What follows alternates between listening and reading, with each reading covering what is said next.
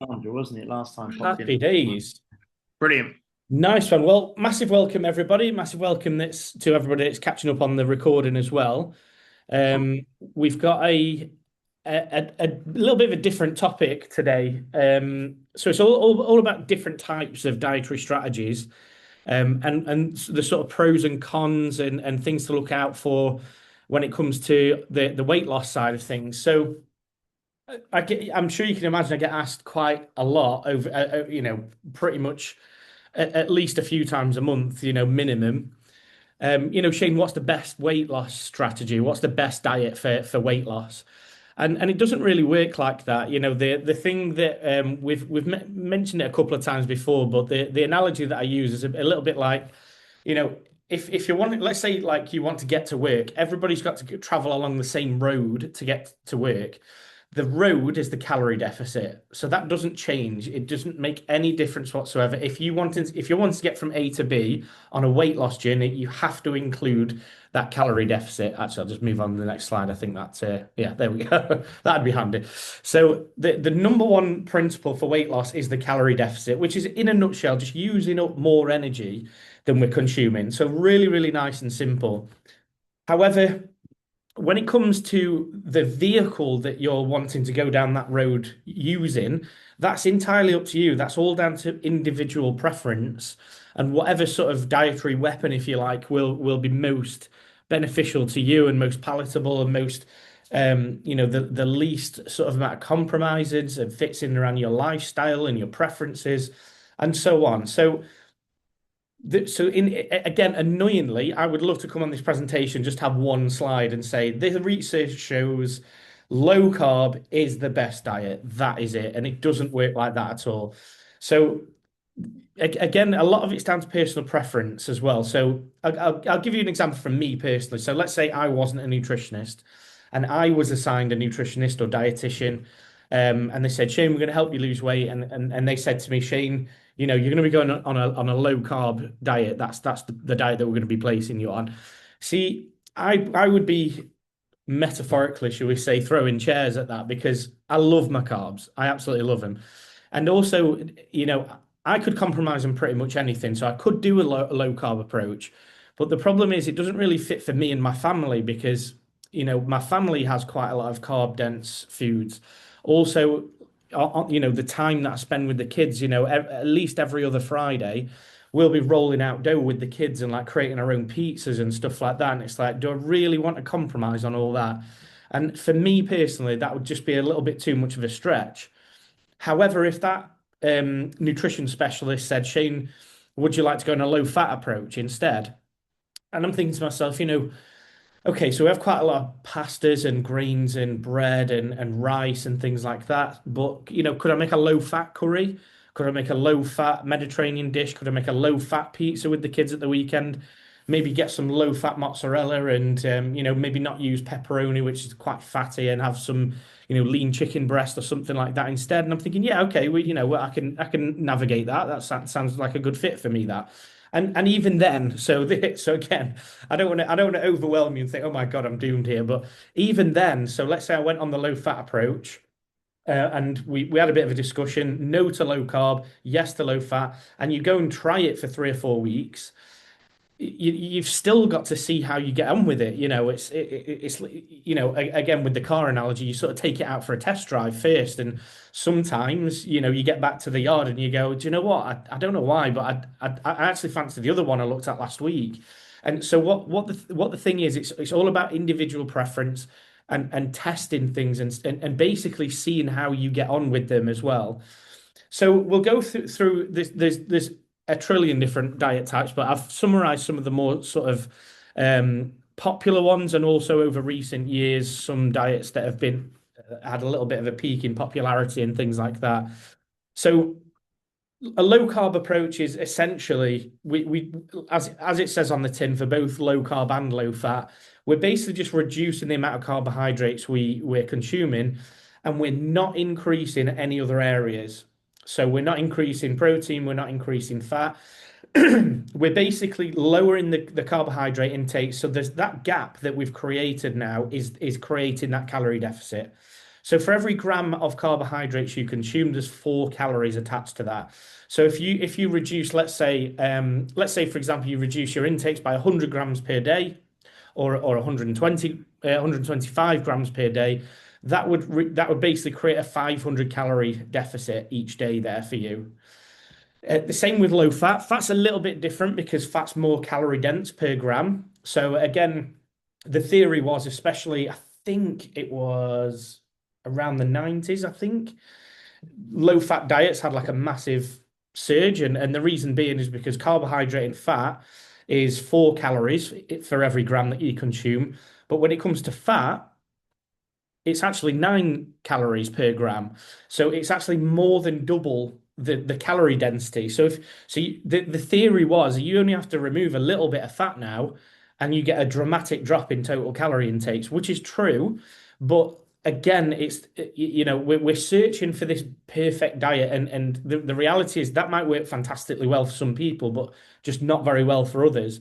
So what we've learned from research and things like that, it's not about the dietary strategy, it's about what dietary strategy is the best fit for you as an individual. That's the take home message, not this tool sharper than that one. It doesn't really work like that.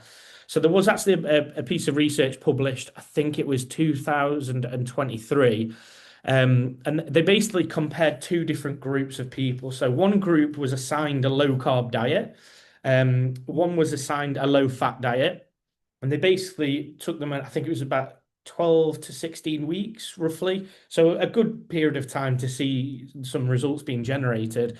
And there was a comparison between those groups just to see if there was like a superior gain in the low carb group over the low fat group, or vice versa. And again, time and time again, it's happened. The conclusion from the research was there's no significant difference whatsoever between a low carb approach or a low fat approach. It doesn't make any difference. They both lost weight because they both basically stayed within their calorie deficit. I was going to say, Shane, yeah, that was and it's when they're calorie matched, isn't it? It's they're exactly Yeah, the same number of total calories, but like you say, one is exactly that. one is low fat. Yeah, yeah. Absolutely. So it's providing the calorie match. It makes no difference. You can go low carb, low fat, intermittent fasting. You can track. You can do mindful eating. You can do meal planning. You can do, vegetarianism. You can do Mediterranean diets. It doesn't matter. That calorie deficit just has to be present. And then there's intermittent fasting. So I'll come on to that in a moment because there's a slide on that one just to go into a little bit more detail on that. Of course, as part of the challenge, we've got a lot of you counting calories or tracking your calories using a variety of different apps.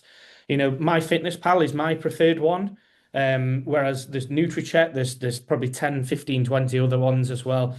They've all got their individual pros and cons and features and things like that. So again, even on the app front, it's about picking the app that you gel well with and you love using.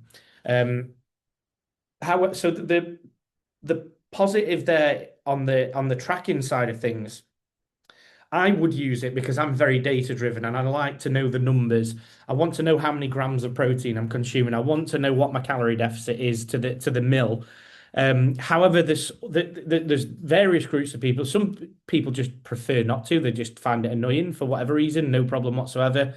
But then there's also other groups of people that, from potentially a clinical perspective, psychologically speaking, like weighing out every gram of rice and things that you don't really have to do that. But, what I'm trying to say is, being very specific with things, just psychologically, they start potentially going into the realms of being a little bit obsessive about things. And, if your protein target's 120 grams, but it says 118 that day, you are absolutely pulling your hair out and berating yourself and leading to other things. So it's about your relationship with different apps as well, and that particular strategy. And just remember, I'll bring you back to what I said at the beginning. There is no right or wrong diet type. There is no perfect diet type.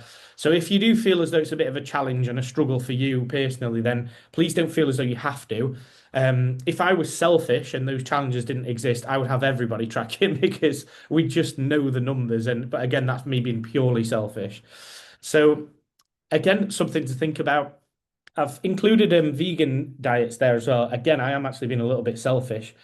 So it was 2019. I actually published some research within veganism, and the idea was that there was a huge surge in veganism, in the years running up to that piece of research. Um, and one of the things was, if you look at observational data for different groups of people who follow vegan diets, so there's lots of weird and wonderful people that follow a vegan diet, but they're not they wouldn't sort of class themselves as vegans, if you like. So there's a group of people called the Seventh Day Adventists, and it's like more of a religious group. They just remove all animal products from their intakes. It's part of their religious practices. So then you can actually observe them and take a look at them and go, okay, these guys are literally following a vegan diet. They're not doing it to lose weight. They're not doing it for any other reason other than for religious purposes. So let's take a look and see their BMI. Let's see what the dietary practices are like, what their metabolic markers and things like that. And what was really interesting, this was for like tens of thousands of people. There wasn't like 17 participants here. And the observational data basically showed that almost everybody that takes part in a vegan diet falls automatically into a healthy BMI range. Now, of course, it's not just automatic 100% of the time. You can get different types of vegan diets. You can still have very processed foods contained within vegan diets. So there's other subtleties to factor in too. But it was just really interesting that observing tens of thousands of people that just seem to fall within a healthy BMI range. So that's what led on to my research and taking a look at basically I collated all of the available vegan research that had been published by that date and published, it's called a meta-analysis. And it's basically a summary of all the different research in that particular area to see if a vegan diet could actually be prescribed by healthcare providers as a weight loss tool, like a weight loss intervention. So one of the reasons is because obviously a vegan diet is it's very nutrient dense, it's very healthful. However, it's very high in fiber, it's very low in calorie density. And what you tend to find with high fiber, low calorie density diets is it's very difficult to overconsume on those foods. Also because it's lots of fruit and veg and berries and things like that, that it's got quite high water content in the foods that you're consuming as well, which fills you up before you even remotely begin to overconsume. So to put it in simple terms, if I asked you today, could you do me a favor and consume 4,000 calories today, but you've got to use pizza and chocolate. Like I'm pretty sure like I could get that done by 12 o'clock, let alone needing the whole day, especially pizza because I'm nuts on pizza. But anyway, that's a different thing. Now, if I gave you the same task, but you had to eat carrots or grapes, it's gonna be basically impossible for you to do. You're gonna get to like 600, 700, 800 calories and go, oh my God, no more. I am so unbelievably full. And it's because of the fiber content, the water content, and the low calorie density of those types of foods in your diet. So again, I'm not saying it's the right diet or anything like that. Like we said, I'm just sort of summarizing lots of different types of dietary strategies.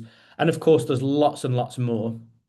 So what I wanted to do was just delve a little bit more into intermittent fasting in particular. So there's two different main umbrella types of intermittent fasting, and they can have their own different variances and subtleties that you can tailor it to your needs as well. So, however, the two sort of main topics within intermittent fasting are a 5-2 diet and a time restricted diet. So, in a nutshell, it's either the times or days that are restricted for your intake. So if we use the 5-2 diet as an example to begin with, 5-2 refers to 7 days a week. 5 of those days, within reason, you just consume your normal intakes, whatever you want.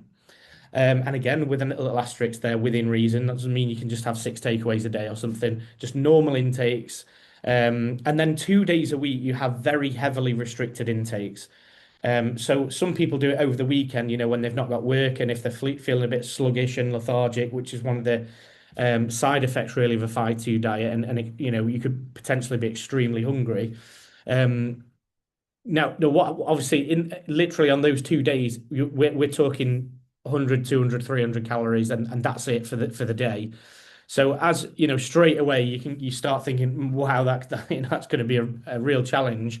Whereas I would actually be okay with that. Again, I'd prefer a different strategy, but if I had to do it, I'm okay because when it comes to being hungry, it doesn't have an effect on me where I've got like beads of sweat and I'm like, oh my God, get me a meal now. I don't have that reaction to hunger. Other people have hunger, and it really, really is a massively intense experience and feeling when they're hungry. So somebody like that might not be best suited to a 5-2 approach. So the second approach is time restricted. So this you don't restrict just on certain days and not others, like the 5-2 approach. What you do is you have like time frames every day. So it might be, for example, you're only allowed to consume food between 12 and let's say 6 p.m. and that's it. So you can have whatever you want, but you're not allowed to consume food before 12 o'clock, and you're not allowed to consume food after 6 o'clock. So again, some people do 1 till 7, some people do, 10 till 4 or something. It doesn't really matter. The whole point is that you've got restricted time frames where you're allowed to consume your normal intakes. And the idea is it's going to be really difficult for you to get like 3 or 4 massive meals in that time frame. Again, it's still possible, obviously, but because you're doing it every day, that restriction just creates that calorie deficit over the course of the week, each day of the week. So, like we said, in a nutshell, times or days with restricted intakes, the two main types of intermittent fasting. So calorie counting and tracking, again, I've taken some screenshots here, but you might have seen some of these apps before. Obviously, you've got stuff like this outlined at the top, so calories remaining. You've got your goal, the food that you've consumed. So let's say this individual's had, like a low-fat fry up here by the sounds of it. And they've got 1,200, just over 1,200 calories remaining for the rest of the day, and then they log their lunches and evening meals and snacks and drinks and intakes and things like that. And you've basically just got to hit this number here. That's the goal to achieve on a day-to-day basis. So obviously, like we said earlier on, I'm a numbers guy. So this particular meal's been logged. This individual's had 55 grams of protein. Whoop whoop! Like, I'm very happy with that. Happy days. You've got a nice high protein punch in that particular meal. And then you get a little bit of data on lots of other areas of nutrition, from macronutrients and micronutrients and things like that. There's, like we said earlier on, there's pros and cons to every single dietary strategy. So here we're using the numbers to create that deficit and know what that deficit is, and understand other numbers like protein and so on. But just be careful, because we just need to understand that a lot of the time these are estimates on your goals, for example. So you'll input your data and you'll say, here's my height, age, weight, this is how much weight I want to lose. And then it'll spit out a number like this in the top left. So you need to be consuming, based on your activity level and your demographics and so on. You're going to be consuming just under 1,800 calories per day. But again, it's just a calculation. It's just an online calculation, or a calculation in the app. So the idea is, it's like, if you were an archer, let's say, it's trying to point you in the right direction of the target. It might still be a little bit off, but at least you've got the vast, vast majority of the way there to go. And we're confident that it's in this area. So what you do is you stick with that goal, and you stick with it for, let's say, 4 or 5, 6 weeks, at least 3 or 4 weeks, just so that you've got enough data to go on, and you just measure your weight loss. So if the app says, let's say, for example, you want to lose 1 pound per week, but it's set you a goal, and in actual fact you've lost on average 1.5 pounds, 2 pounds per week.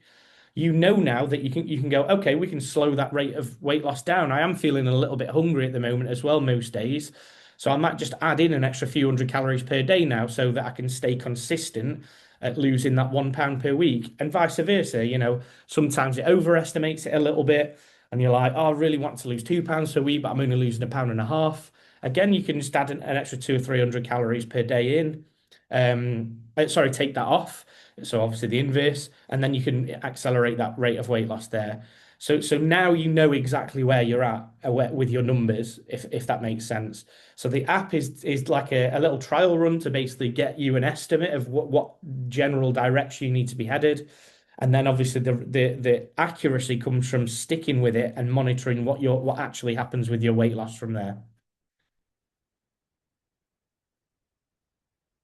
Cool. So, like we said, with the vegan diets, we've got high fruit and veg intakes, completely plant-based, no animal sources at all. Again, that's debatable. You can really start splitting hairs and things and go, well, does honey count? And it's like, if some, there's different motives really for adopting a vegan diet. Sometimes it's for global warming reasons, or it could be animal welfare reasons, it could be religious reasons, so it's a little bit of a unique diet type on its own from the perspective of what motives people have. Whereas something like tracking, intermittent fasting, low carb, low fat, generally it's either to be just improve your health or you're wanting to lose weight, or a combination of those two things. So yeah, no animal sources. So then if it's for animal rights and things like that, it's like, is honey vegan then? You would probably say no, but then some people would go, well, I'm not that harsh about it, really. As long as no animals are being harmed or something, then that's the different thing. So you can get variances. And also the other thing is as well, I've obviously highlighted a vegan diet, but just remember that vegetarian diets basically that it's like a spectrum. And you start off with an omnivorous diet, which is basically you don't remove anything, it's inclusive of everything and anything. And then depending on what you chip away and reduce from the diet, depends on what type of vegetarian diet it is. So vegetarian diet is like the umbrella term. But then, if you can have lacto-ovitarian diets, for example, you can have pescatarian diets where they don't have any animal products, but they have fish. Whereas a lacto-ovitarian diet, they would include dairy and eggs, and maybe fish as well. But they don't have like animal flesh, like steak and turkey or chicken breast or things like that. So there's different types, and then you get vegan diets, and then believe it or not, you get even more extreme versions of a vegan diet where it's like a raw vegan diet. And then there's even more extreme ones where they really want to be in tune with nature to the degree that they won't even pick an apple off a tree because they feel as though that's interfering with nature. They have to wait for that apple to fall off the tree, and then and only then are they allowed to consume it because that's what nature's allowed them to. So there's loads and loads of different, you can chop it up into like a whole spectrum basically. So vegetarian diets as a whole, generally speaking, have these properties, within them. So the vast majority of them are going to be high fiber intakes because it's plant-based, it's vegetarian, it's based around plants. Plants are the things that contain the fiber. However, on a vegan diet, the more restrictive you are with any diet, the more you increase the likelihood of deficiencies in different areas of your nutrition. And this can be true not just because, not in the example of a vegan diet, but it can actually be true just if you're restricting your calorie intakes.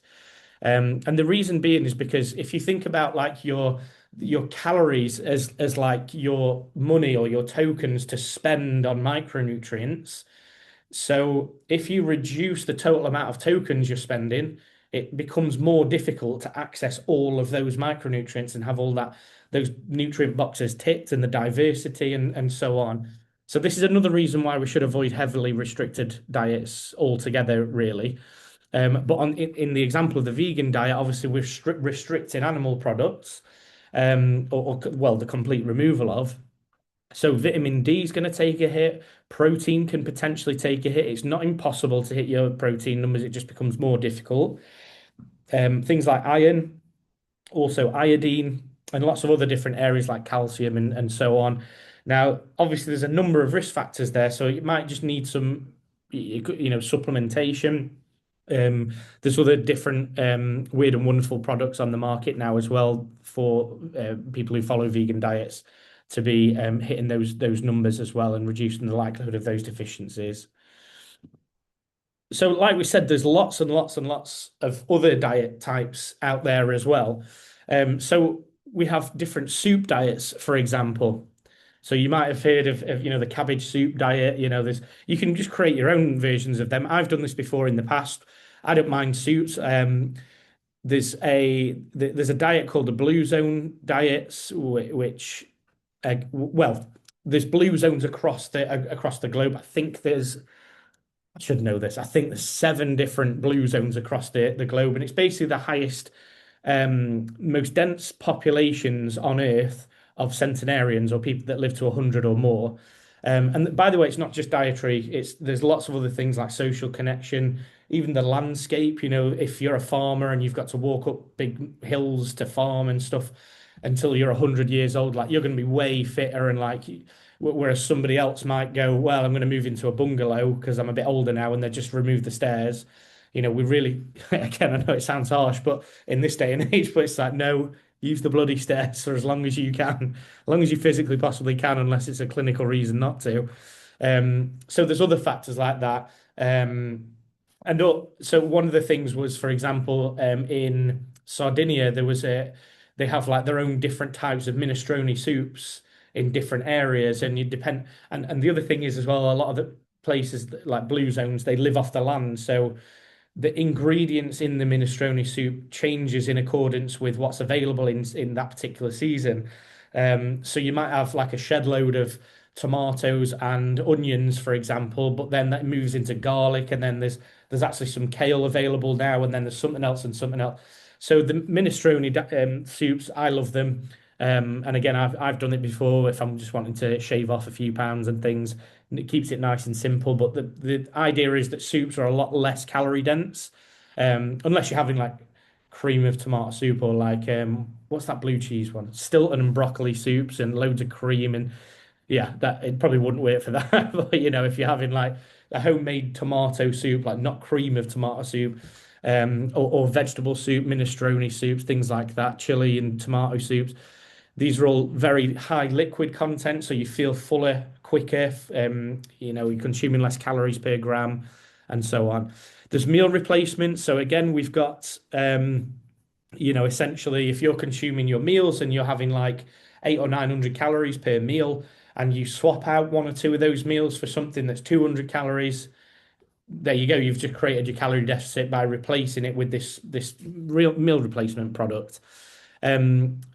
I just wanted to make a point on that as well, on the meal replacements, because we've had it before, and I don't know if I've mentioned to you already, but you sometimes you go onto these protein supplement websites, and let's say you're wanting to lose weight, and you see diet protein on there, or something that's termed similar, and you think, oh my God, well, I'm wanting to lose weight and I wanting to get my protein numbers up, so I'll have the diet protein.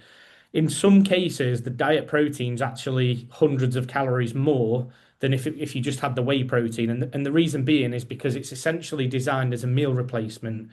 It's not designed as just solely for protein purposes only. So we've had it in the past before where I had a client, and she was having like 2 or 3 of these diet protein shakes a day, and she wasn't getting any results. And I was like, what's going off here? I don't understand. I'm taking a look at what they're consuming and everything. And she was like, oh, I've got this diet protein. I was like, so say that again. I said, can you send me a link to what you bought? And it's like, right. So it's like 450 calories per serving instead of, if you have whey protein with water, it can literally be 100 calories and that's it. Or 100, not 109, 110 calories, depending on the brand and what's in it. So don't just be careful. Sometimes it says diet and it just logically doesn't make sense. But then when you've got a bit of context, you're, oh, right, I understand why I probably need to avoid the diet protein. And then we've got portion control, obviously managing your portion sizes. We've got Mediterranean diets. We touched upon that. Mindful eating, so a little bit more of a psychological approach rather than like an actual physical construction of your diet in some way. It's more of a psychological approach, and lots more. So obviously we've come to the end of the presentation here, and I don't want you to get to the end here and go, well, Shane, you've just told me there's a million different ways of doing this. So how do I actually just pick which one's best for me? And rightfully so. So I just wanted to give you a 3-step rule. I don't care what dietary strategy you follow, it has to be safe. And it's really weird that we have to even say that in this day and age, but the lengths that some people go to lose weight, I'm sure you'll have heard lots of stories from friends, family, in the media, news, celebrities.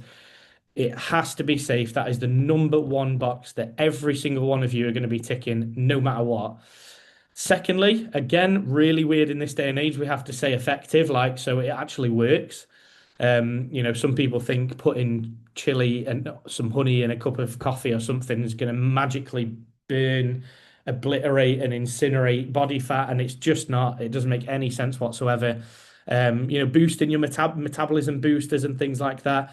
We're talking. There are certain bits and pieces you can do with your dietary intakes, but we're talking like you might burn off an extra 50 calories a day or something. It's so insignificant in comparison to what you actually need to do physiologically speaking and nutritionally speaking to create that calorie deficit to lose the weight. It's not the fat burners, it's not the body incinerating ingredients, it's the calorie deficit every time. So it has to be effective. And this is the last bullet point here is the thing that we overlook most, and it's probably the least prioritized point in all weight loss strategies, because everybody is pulling their hair out. They've been dieting for 25 years. I'm on my 73rd strategy. Nothing's worked. And more often than not, the reason being is because you've not factored in sustainability. So is this strategy something you're going to be able to do this month, next month, the month after the month, until you get to your goal?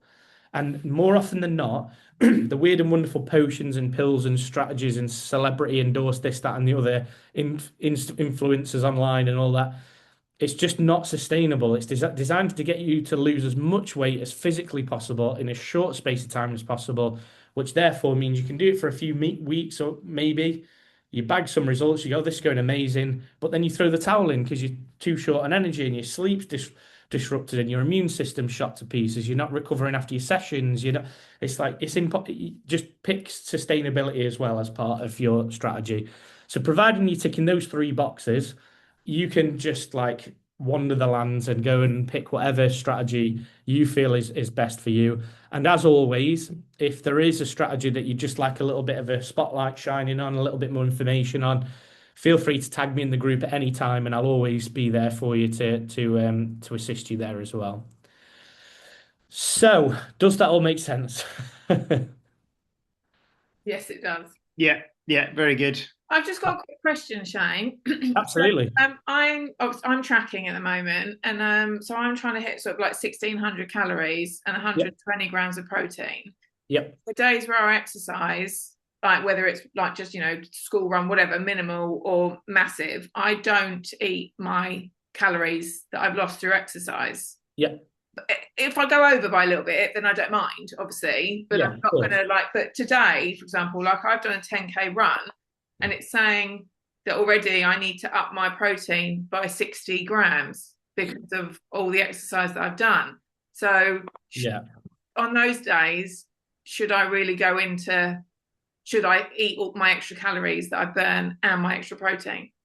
See, your recovery after exercise. So the reason why it's saying consume more protein is because the damage that's occurred during the exercise sessions. In theory, you need more protein to make those muscle repairs and adaptations as well for strength and fitness purposes. But the reality is, it can last like 48 hours plus the recovery processes. Okay. So it's not about like, oh, I've done a workout and then, literally within an hour or two after that workout, that's the hot spot for consuming protein. It doesn't work like that. It's the average protein that you're consuming on a day-to-day basis that's the most important thing.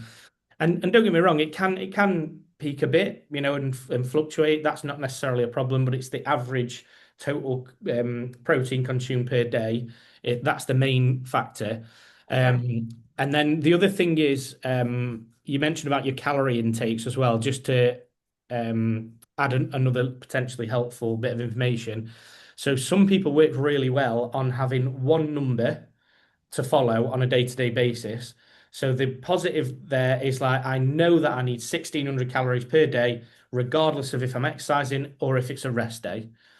So it's just easy and simple. The downside to that is sometimes you feel a little bit more hungry after your workouts, and you could just do with a bit more calorie intakes on those days, and maybe drop a little bit on your recovery days. So the other approach is like the zigzag approach, where your calorie intake sort of matches the additional calories that you've used up during exercise. Okay. But again, either of those is fine, providing that you've got your calorie deficit present on a weekly basis. Right. So Okay. even on a daily basis, it doesn't, debatably doesn't matter. So let's say if you created a calorie deficit of, Monday there was nothing, so there's no calorie deficit. Tuesday was a deficit of 1,000 calories, then nothing, then 1,000, then nothing, then 1,000, then nothing. So over those 7 days, your calorie deficit is 3,000 calories, even though 4 of those days you were calorie matched and there was no deficit present. Or, to lose 1 pound of body fat's minus 3,500 calories over the week. So you could just, like we said in the first example, just go minus 500 calories every day. Yeah. And that's it. And just keep it consistent like that. So it can fluctuate, but the main overriding factor is the average over the week. Okay, and on your protein intakes, it's the averages over the days. Yeah, great. Thank you. Love it. Brilliant. Happy days.